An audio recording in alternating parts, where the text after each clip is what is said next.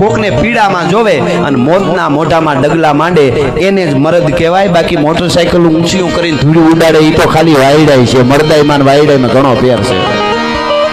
બેન ભેળું ન કરી નાખતા, હકીકત કહી દઉં છું. મરદાઈ સીધો ઉલળે નહીં એને કહેવાય, એ કહી દઉં.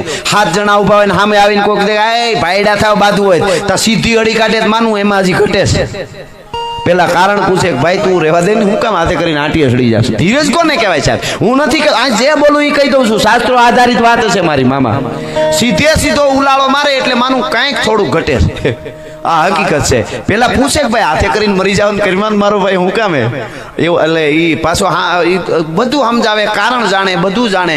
અને પછી છેલ્લે આવે પછી કદાચ મોત વયું આવતું હોય, મોત વયું હવે પાછું ડગલું. હવે મર્દ જો પાછા ડગલા ભરે તો મર્દની માતા લાજી મરે સીમાડે, ભારતને કોઈ ચડે.